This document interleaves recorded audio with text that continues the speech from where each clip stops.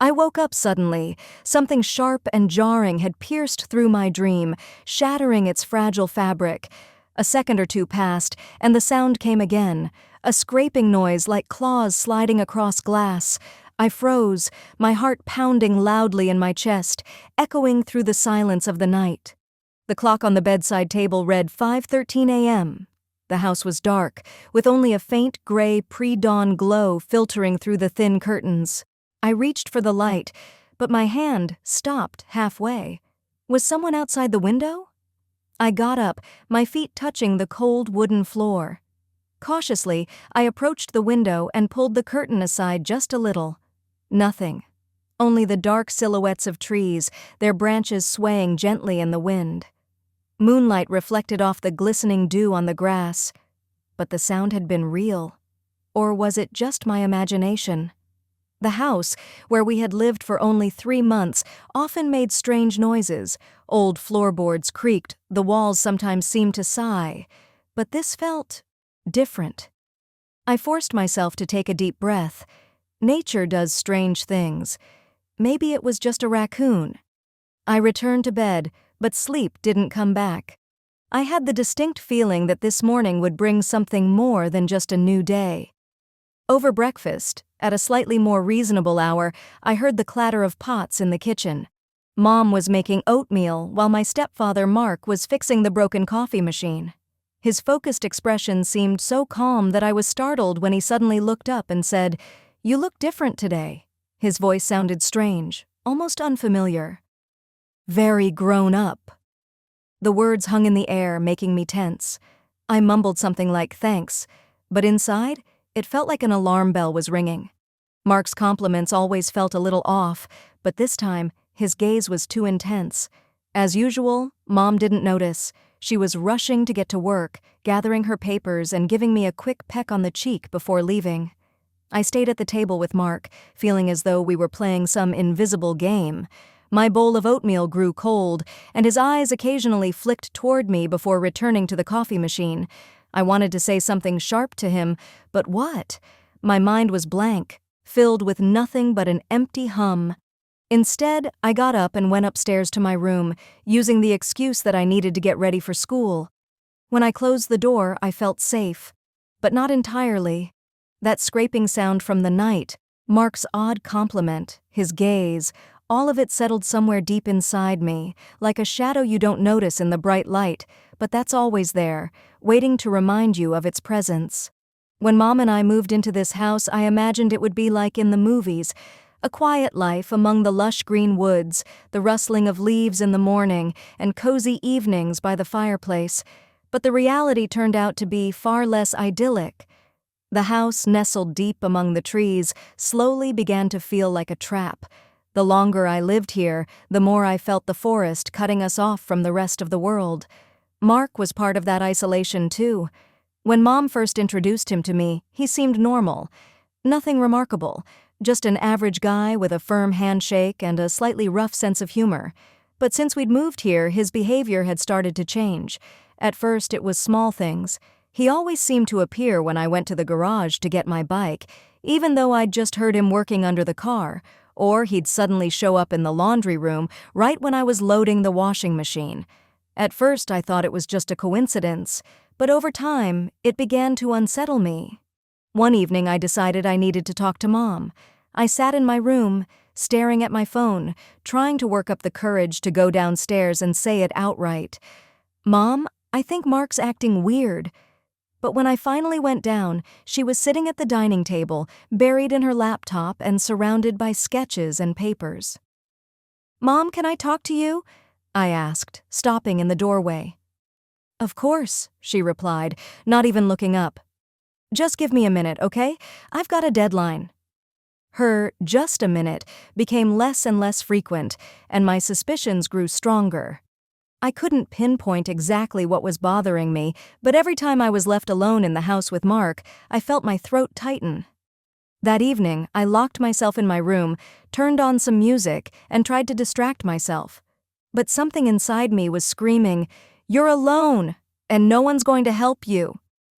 I lay on my bed, staring at the ceiling. feeling as if this house was becoming more like a living cage. That thought gnawed at me all night. The next morning, on the school bus, I stared at the neighboring suburban houses, wishing for just one thing: for someone to notice that something was wrong with me, for someone to tell me I wasn't losing my mind. Sunday morning greeted me with silence. Mom was once again absorbed in her projects, and Mark was tinkering in the garage. I decided to clean my room to distract myself from the dark thoughts swirling in my mind. After finishing with the vacuum, my eyes fell on the staircase leading to the attic. We hadn't cleaned up there once since moving in, and something about that dusty, forgotten part of the house drew me in. The attic was larger than I expected. Cardboard boxes marked with faded writing were stacked in the corners. The air smelled of old papers and something damp, stagnant. I sifted through the boxes, curiosity tugging at me, until I came across one peculiar chest. It looked older than the rest, wooden with iron corners darkened by time. The lid creaked slightly as it opened, and inside I found photographs. They were old pictures featuring young women. Each of them was smiling, looking straight at the camera, but there was something about their faces that made me uneasy. These women didn't belong to our family. I'd never seen them before. My fingers turned the photographs slowly. In one of them, a woman sat on an old sofa that looked familiar. It was the same sofa from Mark's garage. My heart started to race.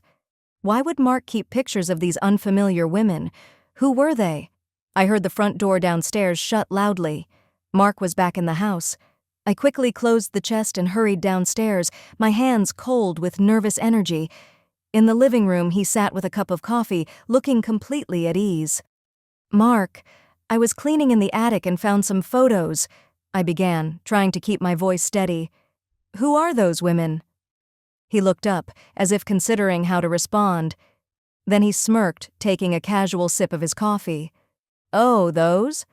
Just old friends," he said, leaning back in his chair. "You know, friends from the past." His tone was too light, too deliberately nonchalant. I forced a smile, but inside, everything felt like it was tightening. Friends from the past. There was something unsettling in the way he said it. And his gaze. He was watching me, gauging whether I believed him. Later that night, I lay in bed, trying not to think about the attic and the photographs. The room was dark, illuminated only by the faint glow of my nightlight spilling soft shadows onto the walls. I was starting to drift off when I heard footsteps. Someone was walking outside my bedroom door, slowly, heavily. I froze, unable to move. The footsteps stopped right outside my door. Silence. Someone was there. I knew it. But after a minute or two, the sound retreated, and I heard whoever it was descending the stairs back to the first floor. I didn't sleep the rest of the night, terrified that the footsteps might return. The next day, Mark suggested teaching me how to drive. His voice was calm, and his expression seemed friendly, but something inside me tightened. His gaze was too insistent, as if this offer was more than just a kind gesture. "It's a useful skill," he said with a wink. "And it's about time you learned." Mom, busy with her own projects, was quick to support the idea. She even seemed pleased. "That's a great idea," she said. "You'll get the chance to learn something new, and Mark's a great driver." I couldn't come up with a convincing reason to refuse. An hour later, we were driving down an old dirt road that wound through a dense forest. The trees crowded the road, their branches intertwining so tightly overhead that they created a shadowy corridor. There were no cars, no people, just us. At first, Mark was patient. He explained how to press the pedals correctly, how to hold the steering wheel. I tried my best to focus, but the uneasiness in my chest wouldn't go away. After a while, he asked me to pull over onto the shoulder. I thought the lesson was over, but then he turned to me and started asking questions. "Do you have a boyfriend?" he asked. His tone was casual, but his gaze was far too intense. "No," I said quickly, averting my eyes and pretending to check something on the dashboard. "What about friends? Anyone close?" he continued, as if oblivious to my discomfort. "Of course," I said, trying to force a smile, but it came out stiff and unconvincing. "You're a smart girl," he said, his voice softening, almost tender. You need to be careful. The world isn't as safe as you might think. His words made me tense even more. My hand grew clammy where it rested on the gear shift. What did he mean by that? Was it concern or a warning? I think that's enough for today, he finally said, smiling. But his smile wasn't reassuring. It felt artificial, like a mask. When we got back home, I barely waited for the car to stop before jumping out, eager to retreat to the safety of my room. But I knew something had changed. A line had been crossed. His questions, his tone, his piercing gaze. They lingered in my thoughts, leaving a heavy imprint. Later, I sat in my room, staring out the window at the forest, which no longer seemed so beautiful to me. The trees looked dark, endless, just like the fears that were beginning to overwhelm me. The next day, I shared my concerns with Lily, my best friend. We were sitting in the back of the schoolyard where the wind was chasing fallen leaves, and I poured everything out. Mark's strange behavior, the photographs, the scraping sound outside my door. Lily listened quietly, her face growing more serious with every word. Finally, she said softly, "That sounds really creepy. You know what? Start keeping a record. Write down everything. Every time he does something weird, note it down. That way, you can figure out if there's a pattern." Her advice was simple but practical. I decided to follow it. A new file appeared on my phone where I began documenting everything that struck me as suspicious.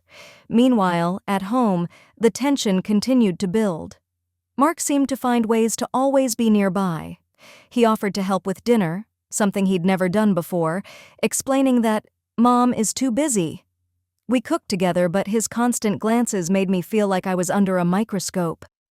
"You're doing great," he said one evening as I chopped vegetables. "You're an amazing girl, you know that?" I didn't reply, just kept slicing carrots, feeling a chill run down my spine at his words. A few days later, things escalated.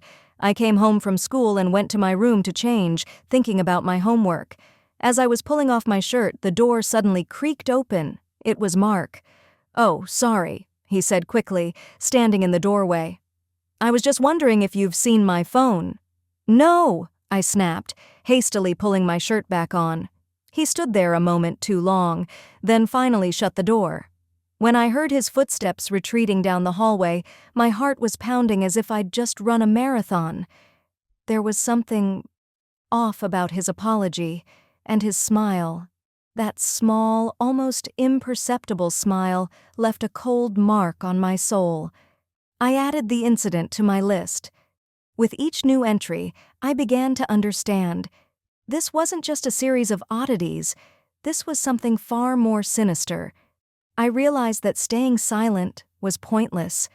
One morning, over breakfast, I decided to talk to Mom. Mark had gone to the garage, and we had a brief moment alone. She was sitting at the table, flipping through some papers and sipping her coffee.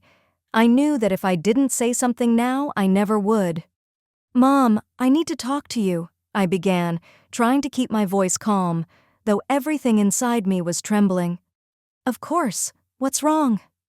She looked up at me, her brows knitting slightly. I took a deep breath and told her everything. The strange photographs, how Mark always seemed to be nearby, his lingering stares and comments. I even mentioned the time he entered my room without knocking. Mom listened silently as I spoke. Her face remained neutral, but I could see her expression grow tighter as I went on. When I finally finished, there was a long pause. I waited for her to say she'd handle it, that she believed me. "Honey, you're probably just exaggerating," she said at last, taking a sip of her coffee. "Mark cares about you. He's just trying to help. I understand if you're still adjusting to him, but he's doing his best." Her words hit me like a hammer. I sat there, unable to believe what I was hearing. "Mom, I'm not exaggerating," I argued, feeling tears welling up in my eyes. "You don't see how he acts. It's not normal." "Listen," she interrupted, her tone soft but firm. "I know Mark better than you do. If there's something bothering you, tell me. But I think you just need to give him a chance." She stood up, gathered her papers, and went to her room, leaving me at the kitchen table, stunned by her indifference. I felt something crumble inside me. She didn't believe me. She didn't want to believe me. That evening, when Mom stayed late at work, Mark approached me in the living room unexpectedly. I was sitting on the couch pretending to read a book, but in truth, I was just trying to avoid looking at him. "Hey, I was thinking you could help me pick out a gift for your mom," he said, smiling. "A gift?" I repeated, trying to mask my tension. "Yeah, something special." "You know her better than anyone," he said, sitting down next to me, closer than he needed to. "It would be a great way for us to bond." Behind the closed door of my room later, my anxiety spiraled into fear. Mom couldn't see what I saw, and I knew. If I wanted to figure out what was really happening, I'd have to do it on my own. Mark was beginning to take up every corner of my life, even spaces where he had no business being. I tried to avoid him, leaving the house as early as possible, staying late at the library after school, but he always found a way to make his presence known. One day, in the middle of a school lesson, the classroom door suddenly opened. Everyone turned to look. It was Mark. The teacher raised an eyebrow, clearly surprised. "Sorry to interrupt," Mark said with a faint smile on his face. "I just wanted to check if everything's okay with my stepdaughter." A cold wave shot through me. Why was he here? Why in the middle of a school day? "She's doing fine, Mr. Wilson," the teacher replied, his irritation evident. "We're in the middle of a lesson." Of course," Mark nodded, his eyes fixed on me. "Just wanted to make sure." He left, but his presence, his words, and his tone lingered in the air, leaving a sticky residue of unease. Lily, sitting at the desk next to mine, leaned over and whispered, "That was weird, really weird." I could only nod, my legs feeling like jelly. I couldn't focus for the rest of the day. The thought that Mark could show up anywhere, uninvited, haunted me. Later, he became even more persistent. He suggested fun activities at home, from movie nights to board games, always when Mom was busy or out. I came up with excuses, but he grew increasingly irritated. One evening, after a long day at school, I was walking home, exhausted. As I approached the house, I saw Mark standing by the window, staring out at the street. For a moment, it seemed like he was watching me. In the shadows of the trees, his figure looked even more menacing. When I stepped inside, he immediately approached me. "You're home late," he said, frowning slightly. "I was starting to worry about you." "I was just at the library," I replied curtly, setting down my backpack.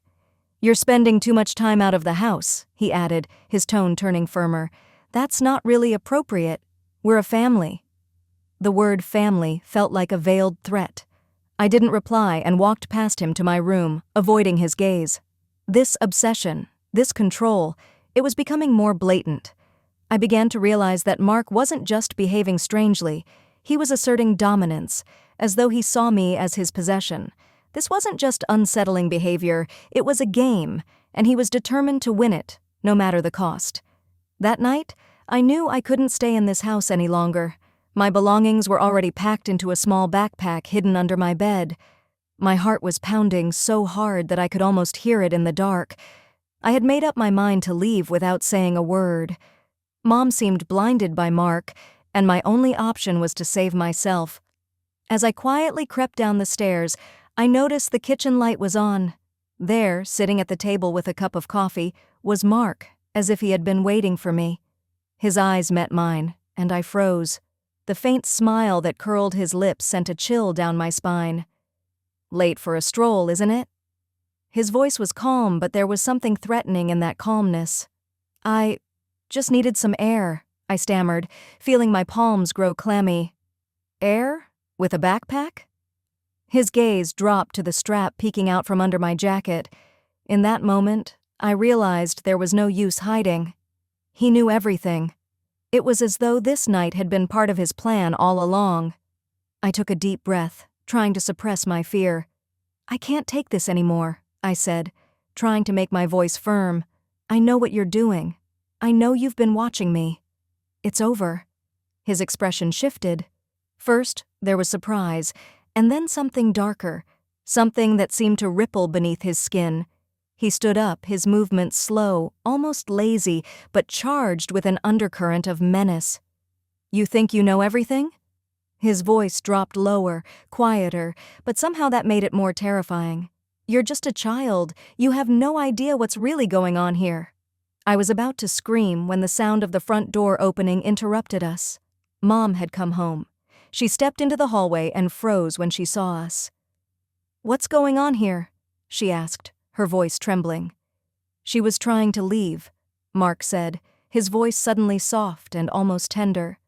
"I was just trying to stop her. Everything's fine." Anger surged through me. This was my one chance. I turned to Mom. "No, it's not fine," I blurted out.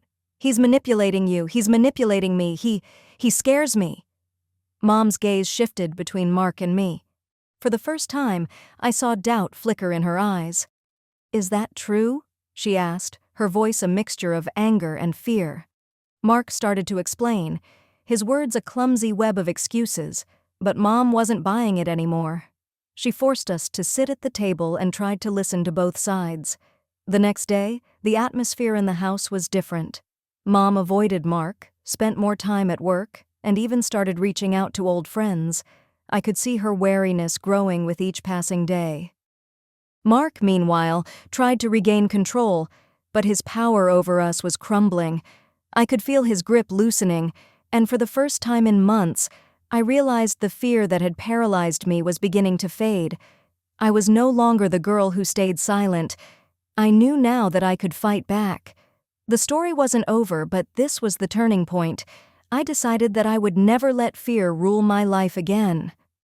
After that night, something in the house shifted. The silence, which once felt like part of its coziness, now hummed with tension, like a taut string ready to snap. Mark no longer looked at me with his former confidence.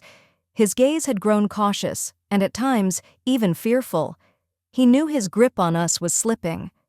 Mom, though she didn't say it outright, began observing Mark closely. She started coming home earlier, finding excuses to spend more time with me. I noticed how her eyes lingered on Mark when he spoke, as if she were trying to parse truth from his words. One evening, she came into my room, sat on the edge of my bed, and said, "I've been thinking about everything. And you're right. He's been acting strange. I need to check on a few things." Her words were a relief, but also a source of anxiety. If Mark realized we were onto him, he might do something unpredictable. The next day, Mom stayed home, claiming she had remote work. From my room, I could hear her making phone calls, her voice tight with tension. She was digging into Mark's past, his old acquaintances, places he'd lived before. That evening, while Mom and I were making dinner, Mark walked into the kitchen.